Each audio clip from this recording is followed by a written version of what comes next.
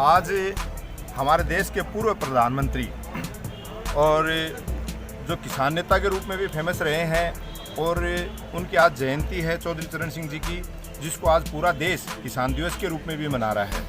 उनको आज नवलगढ़ पंचायत समिति में सभी सरपंचगण, पंचायत समिति सदस्य, पंच, जिला परिषद सदस्य और अन्य जनप्रतिनिधि और आम नागरिकों और किसानों द्वारा पुष्पांजलि अर्पित की गई है। साथ ही जो वर्तमान समय में आप लोग देख रहे हो कि पूरे देश भर में किसान आंदोलन चल रहा है, जो 3 कृषि बिल वर्तमान सरकार ने ज़बरदस्ती किसानों पे थोप दिए हैं, उन आंदोलन के दरमियान जो किसान शहीद हुए हैं उनको भी हम लोगों ने श्रद्धांजलि अर्पित की है।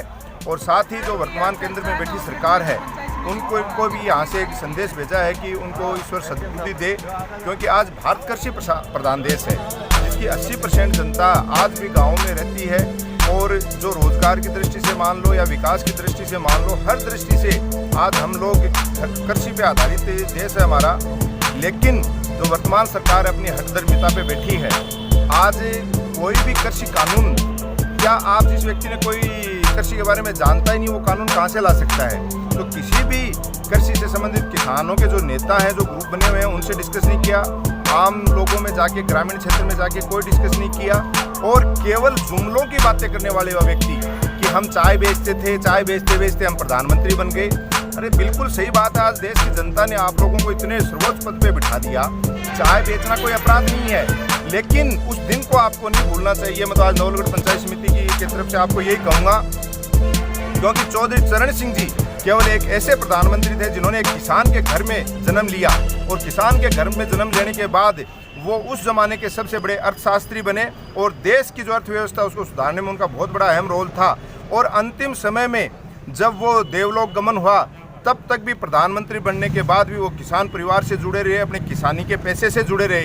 ये अपने आप में बड़ी बात है।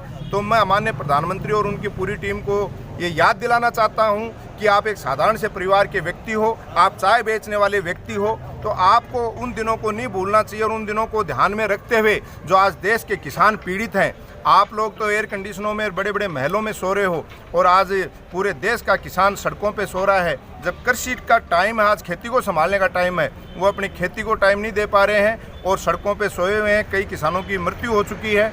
तो आप लोग उन पे ध्यान दें और किसानों की जो समस्या है उनका तुरंत प्रभाव से उनके जो भी प्रतिनिधि दल है उनको बुला के उनकी समस्याओं का समाधान करें। अगर ये आप लोग करते हो तो मैं आप लोगों की तरफ से हमारे माननीय पूर्व प्रधानमंत्री चौधरी चरण सिंह जी को सच्ची श्रद्धांजलि मानूंगा, और उसके लिए पूरा किसान वर्ग और पूरा देश आपको धन्यवाद देगा।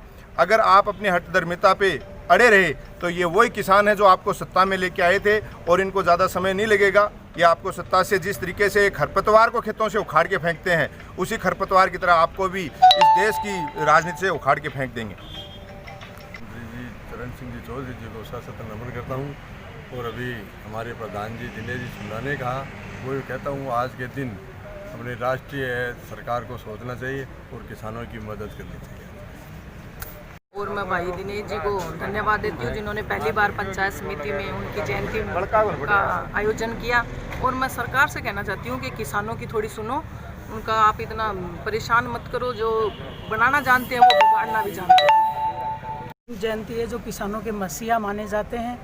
हम पंचायत समिति में मेरे हिसाब से शायद पहली बार ये जयंती हमारे नवनिर्वाचित प्रधान जी की तरफ से इस आयोजन का संचालन किया गया, और सभी पंच, सरपंच और पंचायत समिति सदस्य, प्रधान जी और पूरा प्रशासन एक साथ मिलके पंचायत समिति में आज ये जो जयंती मनाई जा रही है, इस अवसर पे मैं तो सरकार से भी यही आह्वान करना चाहूँगी कि जो किसानों के मसीहा हो, इनको सच्ची श्रद्धांजलि तभी मानी जाएगी जब किसान जिस हठधर्मिता को लेकर प्रधानमंत्री जिस हठधर्मिता से किसानों को कुचल रहे हैं, आज अगर उस बिलों को लागू नहीं करेंगे और किसानों की बात नहीं सुनेंगे तो जल्दी इस सरकार को उखाड़ के फेंक दिया जाएगा। और मैं तो इस पर सभी किसानों से कि जो भी किसान परिवार से आए हैं वो किसानों की भावना अगर नहीं समझेंगे तो वो सरकार को इसी भी वो चलेगी नहीं लंबे दिन तक। पुनः मैं